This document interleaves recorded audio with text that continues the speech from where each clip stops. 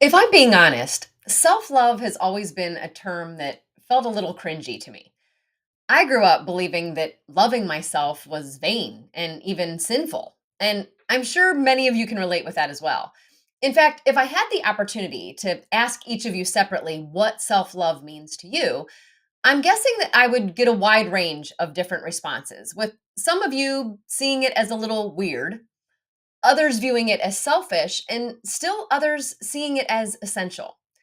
Regardless of where you stand on the idea of self love, we can probably all agree that most women are a whole lot better at loving and serving others, but then struggle to do the same for themselves.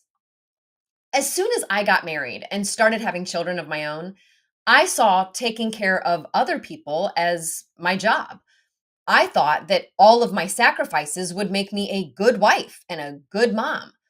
I wore a badge of busyness, neglecting my needs while secretly wishing someone would return the favor and take care of me. In fact, I even remember fantasizing about getting sick enough to have to stay the night in the hospital just so that other people could take care of me for a change.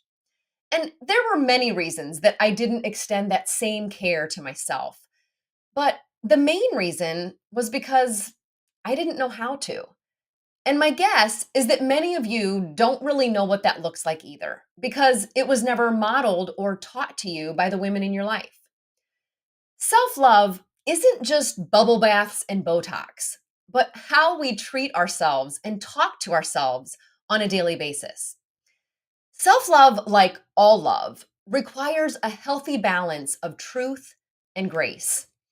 And I believe that we can all use an infusion of grace and compassion when it comes to the way that we love ourselves.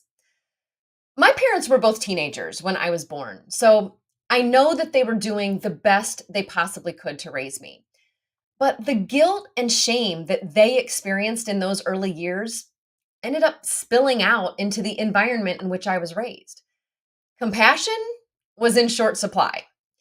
When I didn't measure up to their expectations, they extended the same guilt and shame that was handed down to them by their parents, causing me to become a people pleasing perfectionist who felt like I needed to earn other people's love and approval.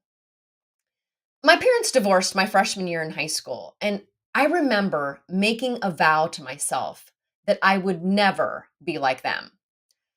Ironically enough, I found out I was pregnant 6 days after graduating from college at the age of 22. I used the same guilt trips to motivate my children into behaving, and I've been divorced twice. So, as you can imagine, my choices have caused me a lot of shame. Since I didn't live up to the expectations I had placed on myself, my inner critic would chime in with, "Well, what did you think was going to happen? How could you be so stupid?" Or, "Well, you made your bed, now lie in it." We think that shaming ourselves like that will prevent us from doing the same thing in the future. And that makes logical sense to us, especially if that's how our parents or teachers kept us in line when we were younger. But the truth is, there's often an unmet need or desire at the core of the bad choices that we've made in life. Think of it this way: if a person gets lost in the woods and they're dying of thirst, they'll drink some really muddy water if there's no other source that's readily available. And we wouldn't judge someone for doing that, but we judge ourselves for doing the best we knew how while in a state that wasn't optimal for getting our emotional needs met. The antidote for shame and the first step toward change is compassion. But compassion is a foreign concept for most of us who either didn't receive it when we were younger or who grew up believing that even God Himself would never show us compassion, knowing all of the bad choices that we've made in this life. Recently, I've been drawn to the story in the Bible where the religious leaders of the day brought a woman to Jesus who was caught committing adultery. They were shaming her and ready to stone her, and they expected Jesus to do the same. But he didn't scold her for looking for love in all of the wrong places. Instead, He created a healing encounter where he satisfied her heart's desire for acceptance and belonging, the very desires that led her to the behavior to begin with. A few years ago, I had an unexpected healing encounter of sorts with compassion myself that completely changed the way that I saw myself and the way that I talked to myself. I randomly came across an inner child meditation online that piqued my curiosity, and there wasn't much to it. Soft music was playing in the background, and a little girl's voice started repeating these three phrases over and over: I see you. I love you. I'm proud of you. And I just started weeping. I realized in that moment that I had avoided ever facing that little girl inside of me because I was certain that I had disappointed her. I thought she would be ashamed of me, that she wouldn't want anything to do with me. But for the first time in my life, I was able to look back with compassion on some of the choices that I made as a teenager, young adult, and even as a full grown adult, knowing that I was doing the best I knew how to get my emotional needs met based on what I was taught and what was modeled for me. That experience helped me redefine self love, to understand that loving ourselves isn't just about treating ourselves to an occasional weekend getaway, but about extending kindness and compassion toward ourselves on a daily basis. The way that we love ourselves and the way that we balance truth and grace as we talk to ourselves impacts how we interact with those around us and the love that we're capable of extending to them. We often want to rush to what we see as logic or truth without making space for grace and compassion. I want you to think back to a time when you were in a lot of pain and you shared that with a friend or loved one, and they just bulldozed past all of your feelings and just started talking at you. Maybe sharing a similar experience or giving you advice or trying to encourage you to be grateful for what you have. Telling you things that you may know logically, but in that moment, it wasn't helpful. If we're being honest, most of us have actually been on both sides of that scenario. But situations like that end up reinforcing the message that your pain doesn't matter and that you need to rush past it and logic your way out of it. But when we're experiencing painful emotions like sadness, loneliness, or hopelessness, and someone suggests a solution or tells us to look on the bright side, that just causes us to feel unheard, unseen, and misunderstood, resulting in us feeling even more sad, lonely, and hopeless. Logic, no matter how truthful or positive it is, will never heal our pain. So, why do people do this? Well, the simple answer is because pain is uncomfortable, both for the person experiencing it and the person witnessing it. So, it's natural that we want to rush to fix it and come up with solutions to make it go away. But by doing so, we often overlook the most important step: acknowledging and validating the pain. My grandmother died almost exactly a month ago, and her death hit me harder than I thought it would. She suffered from Alzheimer's for over a decade, and on many levels, she wasn't the same grandmother I had known all my life. And I thought that I had already grieved her loss. When she passed, though, I was caught off guard by the grief that accompanied it. I really thought that I had prepared myself for it mentally, but the emotions didn't care about the logic. As the tears started coming, I was alone at home on a Tuesday morning, and my first instinct was to pick up the phone and call someone so that I could talk through my emotions and not feel so alone. But I knew that if I was surprised by the intensity of my emotions that morning, any friend I could have possibly called would have probably been a bit surprised as well. Chances are, whoever I chose to call would have likely tried to comfort me with statements like, well, just think, she's in heaven now and she's no longer suffering. And while the logic side of my brain would know all of this to be true, I was now suffering. And those statements wouldn't have done anything to lessen the pain that I was feeling in that moment. So that morning, I paused and I asked myself, what do I really need right now? The answer was compassion and validation. When we don't receive compassion and validation in our pain, then our wound isn't getting the proper care. And when a wound isn't treated properly, it'll get infected. And over time, that same wound will bleed out into other areas of our life. Pushing the pain down or wearing a mask to disguise it won't make it go away.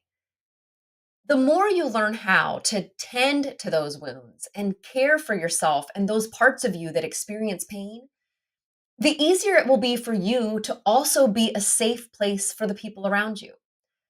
And we can achieve this through compassion. Compassion in Latin means to suffer with. It means being with someone in the midst of their pain. And that can literally just mean sitting with someone while they're upset. Being with someone and meeting them in their pain provides safety and validation that's necessary in order to move on to healing. Until I started diving into compassion, I never realized just how much it's mentioned in the Bible. Almost every instance where Jesus healed people, the Bible says he was first moved with compassion. He was with them in their suffering before he healed the wound that caused it. Just like the example that Jesus gave us, we need to start with compassion before we try to heal the pain or solve the problem. But in order to give compassion away to others, you need to first learn how to give it to yourself. We won't truly understand the healing power of compassion until we can actually experience it for ourselves. But the idea of giving compassion to yourself when you're experiencing pain likely feels inadequate. We think we need other, more important people than ourselves to show us compassion. Here's the deal: no one knows you like you know yourself, and no one knows the pain that you're feeling like you do. So, you are the perfect person to love yourself and extend compassion toward yourself. You are the one person who's going to be with yourself for the rest of your life. So, learning to give yourself grace and to talk to yourself with kindness will help you to not be so desperate for others to do that for you. The people in your life, whether that's your friends, your partner, or other family members, they love you and they don't want to see you in pain. So they're naturally going to search for solutions. That's not what you need. You need compassion. Compassion holds space for us to simply feel what we're feeling so we can be empowered to move forward in our lives. So today, I want to show you how to extend compassion to yourself when you're experiencing painful emotions. Not to rush to the logic side or the truth side of love, but to extend grace. Before I do, I want you to bring to mind a time recently where you experienced some emotional pain. And it doesn't have to be an extreme circumstance, just a time where maybe your feelings were hurt and it left you feeling sad, frustrated, or lonely. Maybe it was a moment at work where you felt overlooked or unappreciated for the effort that you put into a project. Or perhaps it was a misunderstanding with a friend. You said something that was taken the wrong way, and it led to tension between you, causing you to feel misunderstood and isolated. Maybe it was a time when you felt unimportant in your relationship. You tried to share that with your partner, but they seemed distracted or indifferent, leaving you feeling lonely and disconnected. Or maybe you faced rejection, whether it was something small, like not being invited to a gathering, or something bigger, like a loved one not responding the way you hoped they would. That part of you is still inside of you. So I'm going to invite you to connect with that version of yourself who felt stuck in your pain. As you recall that moment, I want you to place both feet on the floor and sit back in your seat. Close your eyes if that feels comfortable to you, Or just relax your gaze down the bridge of your nose. Place your hands on your heart as you draw your awareness to your breath. Notice the rise and fall of your chest as you breathe in and out. Take a few deep breaths here, reminding yourself that you are safe in the present moment. Allow your shoulders to relax and feel the chair supporting your back and your legs. Notice your feet firmly on the ground. I want to take you back to that moment of pain that came to your mind. And instead of brushing it aside or trying to fix it, let's try something different. Let's practice self compassion. First, allow your body to experience the emotions that are coming up for you. Emotions are simply physical sensations that we feel inside of our bodies. That's why we refer to them as feelings. We can literally feel them. They're not harmful, they're nothing more than energy in motion. And that energy wants to be released. So take a moment to just notice where you're feeling the emotion in your body. You may sense a tightening in your chest or your neck, shoulders, or lower back. You may notice an increased heart rate or a churning in your stomach. Maybe your sinuses started running and your eyes became watery. Whatever you're feeling is perfectly normal and you're safe.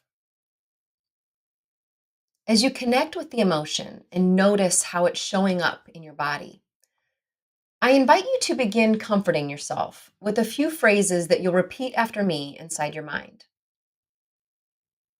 I can see that you're hurting.